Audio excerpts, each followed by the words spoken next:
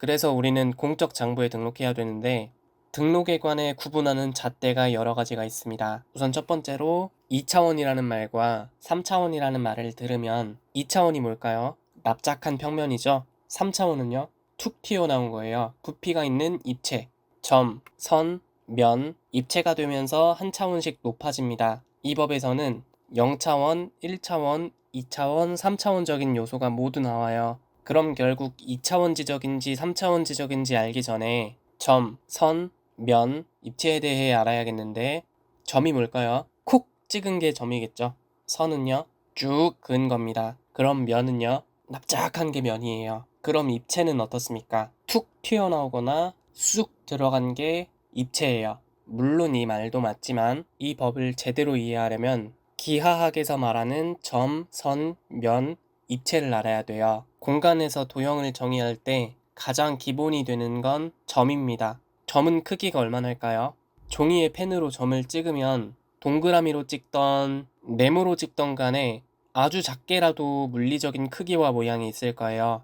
하지만 기하학에서 말하는 점은 크기가 없습니다. 가로로도 무한히 작고 세로로도 무한히 작고 높이도 무한히 작습니다. 무한히 작아서 크기가 0에 수렴하다 보니 위치만 있고 크기는 없습니다. 그런데 종이에 찍은 점 자체는 크기가 있죠. 확대해보면 이렇게 생겼습니다. 그런데 이건 필기구에 굵기가 있어서 어쩔 수 없는 현상이고요. 사실 이 길이도 0이고 이 길이도 0이고 이 길이도 0이고 이 길이도 0이에요. 그래서 점은 위치만 있고 크기가 없기 때문에 움직일 수 있는 방향이 없어요. 보시면 가로로도 무한히 작아서 못 움직이고 세로로 움직일까 했더니 세로로도 무한히 작아서 못 움직입니다. 높이도 무한히 작아서 위아래로도 움직일 수가 없어요. 움직일 수 있는 방향이 없어서 0차원이라고도 합니다. 뒤에 지적 측량 파트에서 다시 말씀드리겠지만 지적 측량은 기본적으로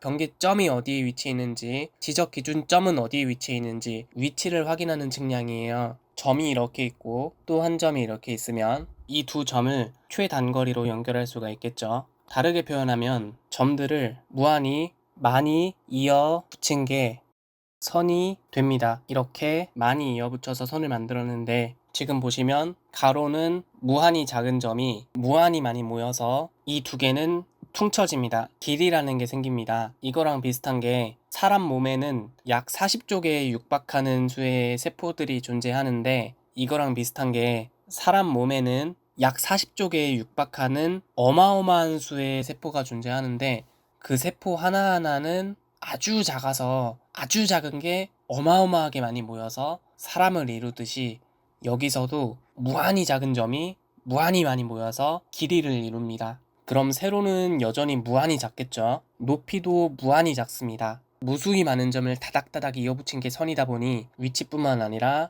길이도 있지만 두께는 여전히 없습니다. 지금 보시면 세로는 여전히 무한히 작아서 0에 수렴하죠. 그럼 이 두께가 0이라는 말이고 이 두께도 0이라는 말입니다. 그래서 위치뿐 아니라 길이도 있지만 두께는 여전히 없습니다. 그럼 넓이는 있어요, 없어요? 없습니다.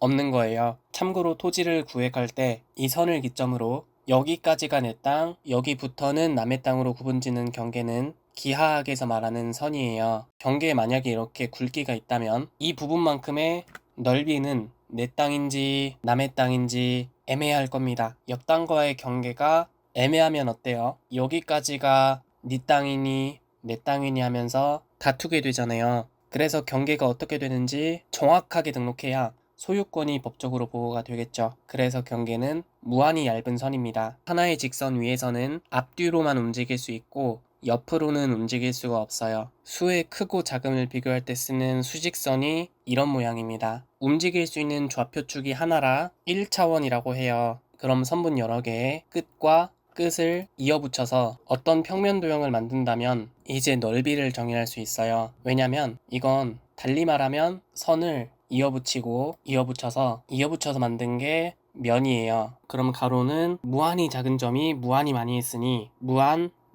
퉁쳐져서 가로가 있고 세로도 무한히 작은 점이 무한히 많이 모였으니 여기 무한 퉁쳐져서 세로도 있습니다. 그래서 가로와 세로가 있으니 넓이를 정의할 수가 있어요. 그런데 이건 선 안의 공간이랑 선 밖의 공간이 구분되니까 닫힌 도형이고, 반면에 이건 어때요? 지금 여기가 뻥 뚫려서 밖이랑 안이 구분이 안 됩니다. 이런 건 열린 도형이라고 하고, 시작하는 점과 끝나는 점이 이어지지 않아서 뻥 뚫려 있으면 넓이를 정의할 수가 없어요. 근데 이건 안에서 밖으로 나가려도 막혀 있고 밖에서 안으로 들어오려도 막혀 있습니다. 이런 건 닫힌 도형이라고 해요. 뻥 뚫려 있는 걸 개방됐다 표현을 합니다. 개방적인 사람이라고 하면 생각이 열려 있는 사람을 말하잖아요. 마찬가지로 도형도 개방은 열렸다는 뜻이고, 닫힌 도형은 시작하는 점과 끝나는 점이 합쳐져서 내부 공간이 밀폐됐습니다. 이런 건 폐합됐다고 표현을 합니다. 도형의 넓이를 정의하려면 폐합돼서 안과 밖이 물리적으로 분리돼야 돼요. 하나의 평면 위에서는 앞뒤뿐 아니라 좌우로도 움직일 수가 있습니다. X축, Y축으로 이루어진 데카르트 좌표계가 꼭 이런 모양이에요. 학교 다닐 때 좌표 평면이라는 말 들어보셨죠? 그게 데카르트 좌표계예요. 움직일 수 있는 좌표축의 두 개라 2차원이라 합니다. 그럼 여러 개의 면을 이어 붙여서 닫힌 다면체를 만들면 입체가 생기고 부피도 생깁니다. 부피를 옛날 말로 최적이라고 했어요. 면적이 면이 차지하는 공간이듯이 최적은 입체가 차지하는 공간을 말합니다. 그래서 결국 부피와 같은 말입니다. 하나의 입체 안에서는 앞뒤 좌우뿐 아니라 위아래로도 움직일 수가 있어요. X축, Y축에 Z축까지 더해진 3차원 데카르트 좌표가 이런 모양입니다. 우리는 3차원 공간에 살고 있고 우리가 밟고 있는 토지도 마찬가지로 3차원 공간 안에 있어요. 그럼 지표면뿐 아니라 지하나 공중에도 땅에 대한 정보가 있을 수 있죠. 지하에는 수도관이나 가스관이 흐를 수 있고 공중에는 전기선이 흐를 수 있어요. 이렇게 생긴 기둥 본 적 있어요? 물론 전선도 신도시에는 공동구로 해서 땅 밑에 수도관, 가스관과 같이 묻지만 옛날 동네 같은 경우엔 전선이 땅 밑이 아니라 이렇게 공중에 매달아져 있어요. 그럼 전선을 매달아 놓는 이 기둥을 뭐라고 할까요? 한국전력공사에 따르면 이 기둥의 이름은 전주라고 합니다. 전기가 흐르는 기둥이라는 뜻이에요. 그런데 전주라는 말 말고 전신주라는 말이 좀 더 입에 붙을 텐데, 이 전신하면 떠오르는 대표적인 게 모스부호예요. 길고 짧은 전기 신호들을 보내서 통신을 하는 방식이었습니다. 이 기둥의 또 다른 명칭으로는 전봇대라는 말도 있습니다. 여기서 전보는 마찬가지로 통신수단이었던 전보를 말해요. 그런데 지금은 이 전선을 통신수단으로 사용하는 게 아니라 오로지 전기선만으로 사용하기 때문에 전신주나 전봇대는 엄밀히 말하면 틀린 표현이고, 한국전력공사인 캡코에서 쓰는 명칭인 전주가 맞는 표현입니다. 그럼 이렇게 생긴 큰 철탑 왔어요? 등산하다가 보셨을 수도 있고 기차 타고 갈 때 창밖에서 보셨을 수도 있는데, 이 탑의 이름은 송전탑입니다. 전기를 보내는 탑이에요. 그런데 아까 보여드렸던 전주는 우리가 골목길에서 흔히 볼 수 있는데 흐르는 전기가 생각보다 높진 않아요. 물론 자칫하다간 사람이 죽을 수도 있는 만큼 높은 전압이긴 한데, 그래도 이 송전탑을 흐르는 전기에 비해서는 상대적으로 전압이 낮습니다. 이 선은 그래서 고압선이라고 하고요. 그럼 고압선 바로 아래에 있는 토지는 안전할까요? 위험할까요? 맞아요. 위험합니다.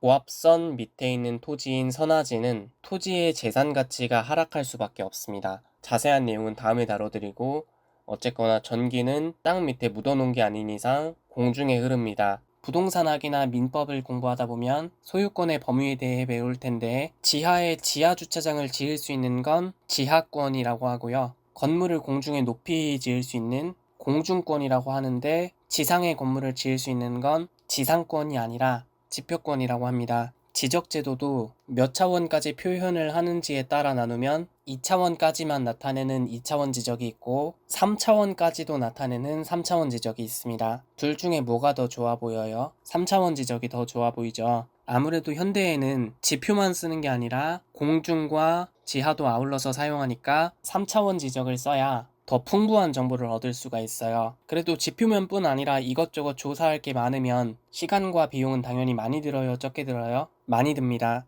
그래서 대부분의 나라에서는 3차원 지적이 아닌 2차원 지적을 택하고 있어요. 우리나라 지적 제도도 아직까지는 기본적으로 지표상의 정보만 공시하는 2차원 평면 지적을 택하고 있는데요. 24년 10월 22일에 서울시와 한국국토정보공사 사이에 3차원 입체 지적 도입 협약식이 있긴 했는데,